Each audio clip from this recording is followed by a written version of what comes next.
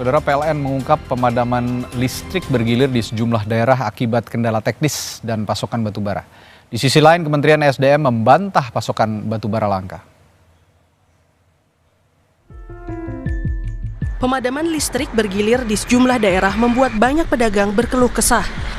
Salah satunya Sri, pedagang elektronik di kawasan pertokoan Cicadas, Kota Bandung, Jawa Barat. Aktivitas jual beli di tokonya terhambat karena listrik kerap mati beberapa minggu terakhir. 2 hari ke belakang pernah 1 kali sampai jam 6:30 dari sore. Cuman besoknya enggak, besoknya lagi mati sama jam segituan sih, sore sampai jam 6:30-an kayak gitu. Misalkan nggak punya genset juga kan repot. Kalau misalkan kita ada yang masuk, ada yang apa, pengen lihat kayak TV atau kulkas, mati masa mau dilihat apa? Pengen lihat gambar atau misalkan speknya kayak gimana, nah itu kan.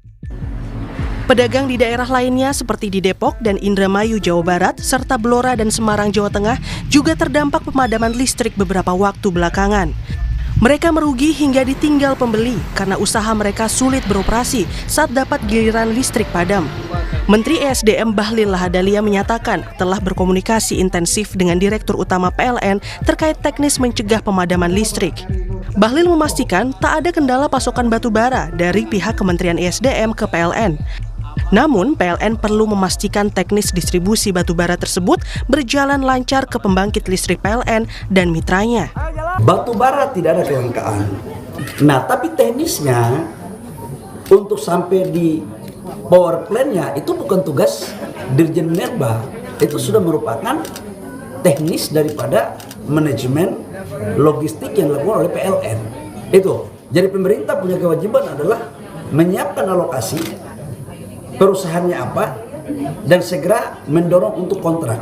Masalahnya yang PLN sampaikan itu adalah mereka kekurangan medium, kalori yang medium. Tapi itu kan teknis mereka. Sama maintenance. Pengamat ekonomi energi Universitas Gadjah Mada Fahmi Radi menilai pemerintah perlu mengkaji ulang harga batubara untuk kebutuhan dalam negeri atau Domestic Market Obligation (DMO). Selama ini, para pengusaha batubara wajib memasok 25% dari total produksi mereka yang dijual $70 Amerika Serikat per metrik ton ke PLN sesuai DMO. Angka itu lebih rendah dari nilai harga batubara dunia, kini lebih dari $100 AS per metrik ton. Memang pengusaha batubara itu sudah ada kontrak dalam waktu 1 tahun 20% dari produksinya tadi. Nah, tetapi tidak ada detail itu ya, tiap bulan berapa dan sebagainya itu ya. Sehingga kadang-kadang ini dimanfaatkan oleh pengusaha batubara pada saat harga batubara dunia itu sedang tinggi gitu ya. Sekarang misalnya sekitar $135 per metrik ton itu ya. Ini jauh lebih tinggi dibanding dengan harga DMO $70 tadi. Nah, perbedaan harga inilah kemudian kadang-kadang gitu ya, pada saat harga tersebut tinggi, maka wajar kalau kemudian pengusaha batubara saya akan ekspor dulu. Sabtu lalu, PLN minta maaf atas pemadaman listrik bergilir di Pulau Jawa. PLN mengungkap pemadaman terjadi karena kendala teknis pada 2 pembangkit listrik mitranya dan masalah pasokan batubara. Pemerintah perlu bergerak cepat sebab hidup masyarakat bergantung pada listrik yang harus terus menyala. Tim Liputan, Kompas TV. Lalu apa sebenarnya dasar masalah pemadaman listrik bergilir di sejumlah daerah dan bagaimana pemerintah perlu segera menyikapinya? Kita akan membahas bersama Kepala Pusat Pangan, Energi dan Pembangunan Berkelanjutan Institute for Development of Economics and Finance, INDEF, Abra Talatov. Selamat malam, Mas Abra. Selamat malam, Mas Radi. Baik, nanti juga akan bergabung sudah bergabung Wakil Ketua Komisi 12 DPR RI dari fraksi Partai Gerindra, Bambang Haryadi. Selamat malam, Pak Bambang. Selamat malam, Mas Radi dan juga Mas Abra. Baik, Pak Bambang, saya ke Anda dulu untuk mengidentifikasi masalah utama apa sebenarnya yang terjadi dengan PLN akhir-akhir ini karena banyak pemadaman bergilir di berbagai daerah. Nah, dari identifikasi masalah yang didapatkan oleh Komisi 12, sebenarnya masalah utamanya apa? Murni gangguan teknis pada unit pembangkit IPP atau masalah pasokan batubara kalori menengah? Atau ada faktor struktural juga seperti cadangan daya, reserve margin yang terlalu tipis di Pulau Jawa ini, Pak Bambang? Baik, terima kasih terima kasih Mas Abra dan juga Mas Radi atas kesempatannya. Yang pertama kita ingin sampaikan bahwa pemadaman bergilir ini semua sudah tahu, bahkan Kementerian SDM juga dan PLN sudah minta maaf dikarenakan kekurangan pasokan batu bara. Oke. Terjadi ada satu gangguan pembangkit listrik tenaga gas yang mengakibatkan shutdown kan sekitar 1.600 mega, sehingga pasokan terhadap untuk Jawa terkurangi kan, sehingga harus memaksimalkan dengan penggunaan BBM yaitu solar, dan itu hanya bisa meng-up sekitar 600 mega kan. Nah setelah itu kita berdiskusi dengan teman-teman PLN maupun teman-teman SDM, ternyata ada kekurangan pasokan batu bara sekitar 22 ton lah, 22 juta ton kan untuk tahun 2026 ini. Sehingga kita sekitar per bulan itu sekitar 2,6 juta. Kisaran itu 2,6 juta per bulan untuk pasokan untuk PLTU kita di daerah Jawa ini. Nah, akibat itu sebenarnya kita itu menyayangkan terjadinya kekurangan pasokan ini. Karena hal ini pernah terjadi di akhir 2021 dan jelang 2022 ya. Bahkan waktu itu Presiden Jokowi langsung melakukan kebijakan ekstrim lah kan. Nah, yaitu dengan melarang ekspor batu bara ke luar negeri kalau nggak salah sekitar 12 hari waktu itu kan. Kekurangan pasokan itu dikarenakan lemahnya atau minimnya sumber daya manusia di Minerba pasca revisi Undang-Undang Minerba, Undang-Undang Nomor 4 Tahun 2009 menjadi Undang-Undang Nomor 3 Tahun 2020. Ketika semua kebijakan terkait mineral dan batu bara, bahkan galian C juga dulu ditarik ke pusat, sehingga minim evaluator, minim sumber daya manusia lah di SDM, mengakibatkan lambatnya persetujuan RKB. Nah, persetujuan RKB itu menjadi PR kita bersama, dan ini terjadi lagi sekarang, kan? Terjadi sekarang. Maka ketika kemarin 2024-2025 ada revisi Undang-Undang Minerba, kami menjadikan PR ini, menjadikan PR terkait lemahnya pasokan untuk PLN, maka itu di salah satu pasal di Undang-Undang Nomor 2 Tahun 2026 ayat 3, pasal 5 ayat 3, kita sudah masukkan kan bahwa semua pemegang IUP dan IUPK wajib memenuhi kebutuhan badan usaha milik negara yang menguasai hajat hidup orang banyak. Nah, di pasal penjelasan di penjelasan pasal tersebut juga kita jelaskan siapa aja BUMN yang wajib dipenuhi. Salah satunya adalah sektor kelistrikan dan energi. Jadi sebenarnya kalau regulasi atau mandatori dari undang-undang ini dijalankan secara baik oleh teman-teman SDM, saya pikir tidak ada masalah ya. Tidak akan terulang lagi. Baik. Saya ke Mas Abra dulu. Sebelum saya tanya soal kendala pasokan batu bara dan apa yang perlu jadi prioritas fokus pemerintah supaya pasokan aman. Saya ingin tanya dulu dari perspektif ekonomi, berapa kira-kira estimasi kerugian langsung ataupun tidak langsung akibat pemadaman bergilir ini? Mungkin Indef sudah punya data sementara yang sudah dikumpulkan. Karena banyak hilangnya produksi industri, kerusakan peralatan, dan dampak rantai pasok yang terdampak pemadaman bergilir ini, Mas Abra. Iya, Mas. Jadi memang jelas bahwa pasokan listrik ini menjadi prasyarat paling vital yang dibutuhkan oleh masyarakat, oleh industri, apalagi pemerintah memiliki target yang sangat ambisius terhadap pertumbuhan ekonomi 8%. Dan target pertumbuhan ekonomi yang tinggi tadi itu tentu nantinya akan berimplikasi terhadap kebutuhan untuk pasokan listrik. Di dalam RPTL 2025 sampai 2034, Mas, itu bahkan pemerintah menetapkan proyeksi penjualan listrik itu sampai 8% mengikuti dengan target pertumbuhan ekonomi. Dan di dalam RPTL yang sama juga ya, pemerintah juga sudah menetapkan adanya peningkatan produksi listrik di sistem Jamali Jawa Madura Bali. sampai 33 gigawatt. Dan termasuk di dalamnya adalah 2 gigawatt batu bara atau PLTU. Jadi secara alamiah saja sebetulnya ya pemerintah sudah memperkirakan ada kebutuhan produksi listrik dan juga pada akhirnya kebutuhan batu bara. Nah, di tengah kebutuhan yang tinggi itu ternyata ya kita saat ini mengalami anomali, justru pasokan batu baranya terkendala gitu Mas. Terkendala tadi disampaikan oleh Pak Bambang sekitar 20 juta ton. Masih 22. ada kekurangan ya, bahkan sampai 20 juta ton.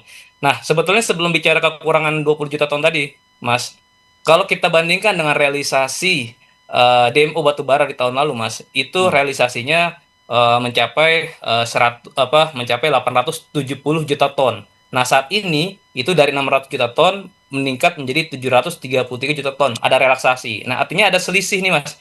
Kita bicara selisih dari tahun lalu ya PLTU kita secara nasional mendapatkan pasokan 870, tahun ini ya hanya 733 juta ton. Jadi ada selisih sekitar 130.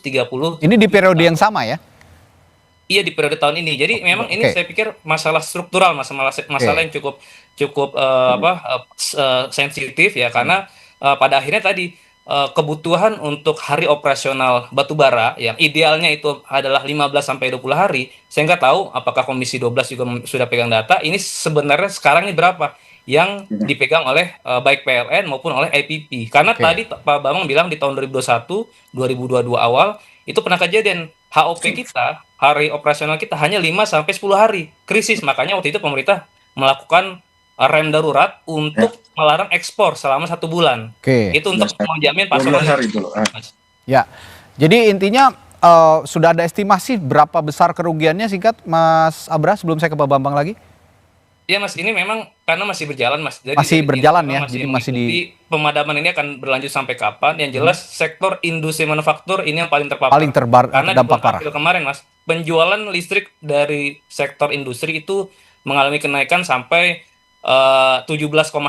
Artinya memang industri manufaktur kita sedang mengalami masa ekspansi. Nah, di dalam masa pemulihan ekonomi ini dan ekspansi, tapi ada gangguan pasokan listrik, tentu itu kan menjadi tantangan besar buat pemerintah untuk mencapai target pertumbuhan 5,4% di tahun ini, Mas. Baik, Pak Bambang, tadi kalau kita menyimak berita pengantar sebelum kita berdialog ini, Menteri SDM mengatakan sebenarnya bukan lagi ranah minerba ketika ada urusan administratif yang harus dijalankan oleh PLN. Tapi PLN juga mengatakan bahwa ini ada masalah birokrasi yang terhambat begitu di Kementerian SDM. Nah, ini kan SDM sebagai regulator, PLN ini sebagai aplikator. Seharusnya kan ya berkomunikasi dengan baik supaya masalah listrik untuk masyarakat tidak akan peduli soal administrasi, birokrasi dan sebagainya. Yang pasti kebutuhan masyarakat bisa terpenuhi. Kira-kira bagaimana Anda juga di Komisi 12 bisa mungkin saya jelaskan sedikit. Ya, menekan perkara pemerintah. Soal PLN dan SDM ini udah kayak telur sama ayam, kan? Kadang mengaku telur duluan atau ayam duluan. Kita harus berkaca kejadian ini udah sering terjadi. Makanya di revisi Undang-Undang Minerba kita tidak lagi bicara DMO. Ketentuan di undang-undang boleh dibaca di pasal 5 ayat 3 kan? Di pasal 5 ayat 3 itu diwajibkan kepada badan usaha kepada seluruh pemegang IU kan sebelum melakukan ekspor wajib, itu bahasanya wajib lah. Dan badan usaha milik negara. Nah, kita terus kembali lagi ke RKAB, kebutuhan PLN itu setiap tahun sekitar 152 juta. Saya sedikit koreksi tadi, pernyataan Pak Bahlil 154, sebenarnya kebutuhannya 152 juta. 152 juta. 152 juta. Nah, 152 juta. Kalau kita berkaca kepada RKAB kan ini sebenarnya kita bicara dijalankan mandat undang-undang itu kan. RKAB 2024 itu RKAB yang disetujui 1 miliar 6 juta. Realisasinya 836 juta kan. Berarti kalau kebutuhan 152 ini sangat kecil lah kan. Tahun 2025 RKAB yang disetujui 1 miliar 40 juta. Realisasinya 817 juta. Kita Komisi 12 waktu itu memang minta kepada Menteri SDM terkhusus bahwa ini proses RKAB harus dievaluasi. Yang tadinya 3 tahun, karena banyak penyimpangan, ada dokumen terbang lah waktu itu kan. Nah, mereka nggak nambang tapi dijalanin. Nah, maksud kami dengan mengevaluasi menjadi 1 tahun, bukan berarti asal tebang, asal pangkas, tapi berdasarkan performance kan. Kalau memang tahun kemarin kita anggaplah yang 2025 itu 1.040 juta, realisasi 817 juta. Berarti ada 222 juta yang tidak perform. Nah, 222 juta inilah yang disisir. Bukan sekarang itu yang terjadi pemberian RKAB tidak jelas. Tidak jelas siapa yang ditambah, siapa yang dikurang. Bahkan yang perform dikurangin, yang nggak perform malah dapat. Nah, maksud kami Komisi 12 bolak-balik minta kepada SDM untuk menjelaskan bagaimana proses pemangkasan lah kan, untuk lebih efektivitasnya RKAB ini. Tapi mereka sampai saat ini tidak pernah memberikan kejelasan. Pak Bambang, Pak Bambang, sorry saya potong. Tapi bagaimana dengan cadangan batubara kita? Saya juga, Pak Bambang juga tadi memberikan data ya. Ini dia kadang ya, teman-teman, mungkin masyarakat tidak tahu bahwa cadangan batubara kita itu nomor 7. Jangan salah. Kita ini seolah-olah paling banyak. Paling besar itu Amerika Serikat. Nomor 2 itu China kan. Nah, nomor 3 kalau tidak salah itu datanya saya lihat nih. Ini datanya dari mana, Pak? Oh ya betul. Rusia, Australia. Ya, betul. Lalu Tiongkok, India, Amerika Jerman, baru kita ya. Ini. Jadi kalau kita melihat begini, kita ini berbeda dengan CPO lah. Kita bukan pengendali kan. Memang kita produksi terbesar. Mungkin ada slide yang kita produksi terbesar kan. Produksi terbesar di dunia itu memang saat ini Indonesia kan. Tapi ingatlah, produksi terbesar kedua Indonesia, produksi terbesar pertama itu China. Tapi China sekarang sudah selesai transisi energinya kan. Mereka sudah beralih ke energi baru terbarukan kan.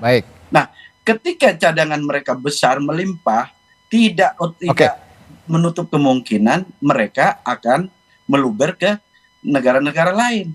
Ini yang kita sayangkan kan. Kenapa ini yang jadi PR sekarang ini adalah sampai detik ini tidak ada kejelasan berapa total RKAB, berapa yang harus kewajiban yang harus dipenuhi oleh seluruh pemegang IUP kepada badan usaha milik negara yang menguasai ini yang harus hajat hidup orang banyak. Jelas juga oleh Kementerian SDM ya Pak Bambang ya. Nah, ya, dan yang pertama lagi Mas Radit, mereka juga tidak menjalankan mandat undang-undang pasal 5 ayat 1.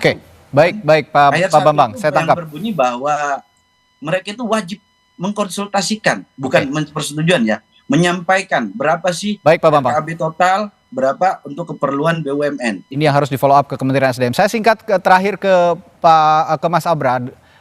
Jadi kalau sudah begini, rekomendasi dari Indef apa? Dan dari kepakaran Anda bidang energi dan pembangunan berkelanjutan, apakah bergantung pada batubara masih relevan di tengah harga energi berbahan bakar fosil terus stabil, dampak situasi geopolitik terdampak situasi geopolitik ini juga harus ditekankan, Mas Abra?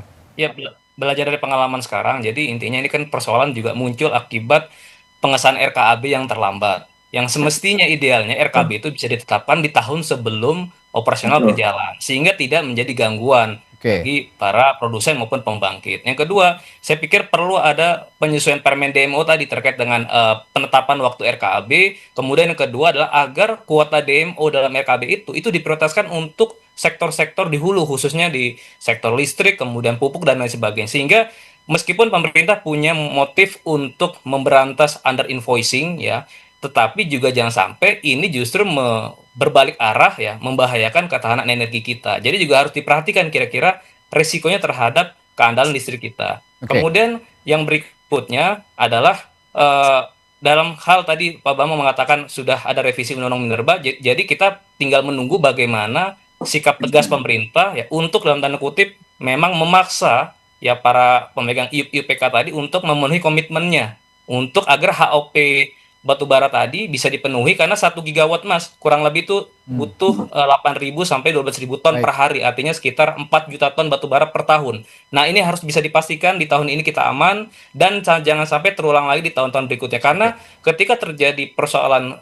listrik, ini pasti akan menjadi sentimen negatif bagi investor. Betul, Mereka akan ragu betul. untuk meningkatkan ekspansi produksi di kawasan industri maupun di berbagai sektor. Nah, artinya ini harus menjadi wajah mengenai iklim investasi kita di mana kebutuhan pasokan listrik itu menjadi hal yang sangat fundamental, Mas. Ya, oke, baik. Ini yang harus dibenahi juga masalah koordinasi, termasuk juga penyusunan regulasi ya, agar tidak tumpang tindih tadi yang sudah dibahas oleh kedua narasumber saya. Baik, terima kasih Wakil Ketua Komisi 12 DPR RI fraksi Partai Gerindra, Pak Bambang Haryadi, dan Kepala Pusat Pangan Energi dan Pembangunan Berkelanjutan Indef, Abra Talatov, telah berbagi perspektifnya di Sapa Indonesia Malam. Kita jumpa lain waktu. Selamat malam.